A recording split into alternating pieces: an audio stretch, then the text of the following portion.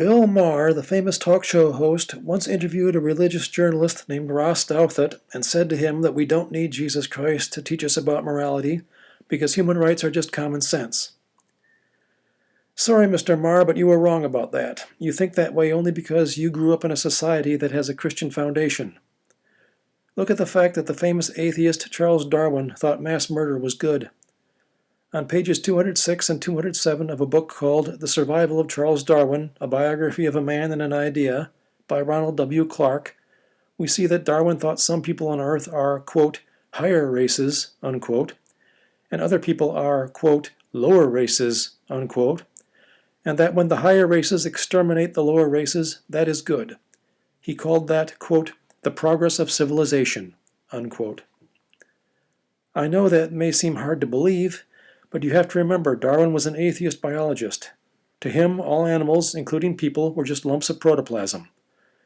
The people whom he considered lower races, such as blacks and aborigines, just didn't matter to him. He thought they deserved no more rights than a herd of buffalo. Darwin knew this mass murder was happening too. He had been to Australia, and he knew the white sheep ranchers were committing mass murder against the aborigines because the aborigines frequently killed and ate the sheep ranchers' sheep. Darwin never complained about this campaign of mass murder, not even in letters to friends. Why? Because he thought the aborigines were a lower race, and so their lives didn't matter. You can read about this on pages 147 through 149 of a book called Darwin's Sacred Cause by Adrian Desmond and James Moore. Let us also look at what Darwin wrote in chapter 6 of his book, The Descent of Man. In one passage in that chapter, he is pondering the question of why there is no missing link between humans and apes, and he declares that surely there used to be, but that it is now extinct. He goes on to say that this process will doubtless continue in the future. He says this, at some future period, not very distant as measured by centuries, the civilized races of man will almost certainly exterminate and replace the savage races throughout the world. After saying that, he goes on to say that blacks are more closely related to gorillas than whites are. He predicts that the whites will eventually exterminate the blacks, and this possibility doesn't seem to bother him one bit. He did not denounce it, and he expressed no sorrow about it. He never said we must all try to prevent this mass murder from happening. One is forced to conclude that he simply did not care about it, or else thought it was good. In another letter to a friend, Darwin repeated the point, saying, quote, it is very true what you say, that the higher races of men, when high enough, will have spread and exterminated whole nations, unquote. You can read that on page 318 of the book Darwin's Sacred Cause by Adrian Desmond and James Moore. So, Mr. Maher, if human rights are just common sense, as you say, why did a highly intelligent man like Charles Darwin not believe in them? Why did he see nothing wrong with white people invading Australia and Africa, killing the natives, and seizing control of their land? There are many other examples. Look at the fact that Steve Jobs became a billionaire while treating his Chinese workers almost like slaves. You can read about this in an editorial that appeared in the New York Times on December 30th, 2012. Just go to any public library and the librarian will help you find that editorial. If human rights are just common sense, Mr. Maher, why did a very smart guy like Steve Jobs do that? He did it because he wanted to be rich, and he saw no logical reason why he should care about the rights of his workers in China. Look at the men who rule China today. They openly declare that they are atheists, and they certainly aren't stupid. Those are highly intelligent men, so why don't they believe in human rights? They treat the common people like slaves and arrest anybody who dares to complain. All they care about is holding on to power and living in luxury. Look at Vladimir Putin. He must be an atheist because he was a member of the Communist Party of the Soviet Union for years when the party required its members to be atheists. He and his cronies certainly don't care about human rights. They see no logical reason why they should. They constantly steal from the common people and kill anybody who complains.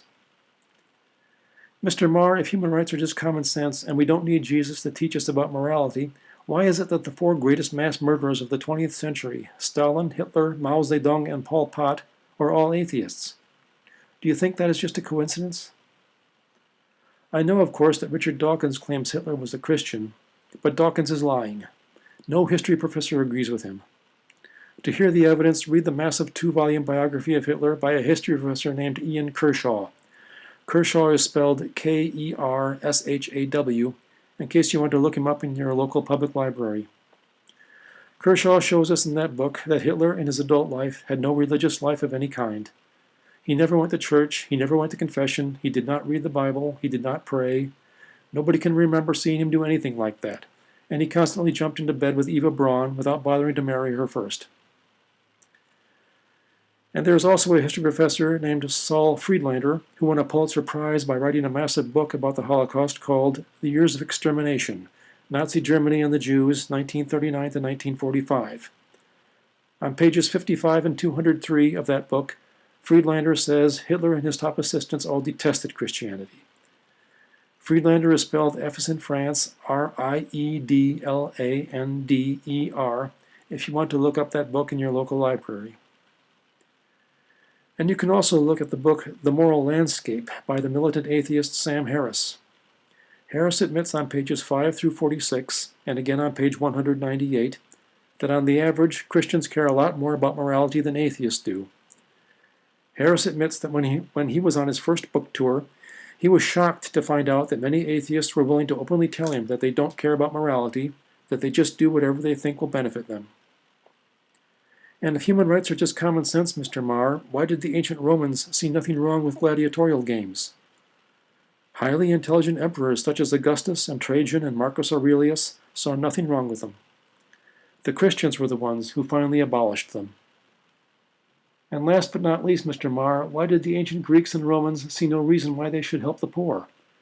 If you look at pages 323 and 324 and 668 of the book Pagans and Christians by the famous historian Robin Lane Fox, you will see that one of the things that made Christianity popular was the fact that the early Christians were far more generous to the poor than the pagan Romans and Greeks were.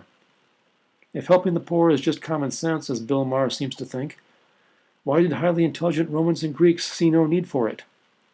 When the early Christians said we should help the poor, that was considered a weird new idea.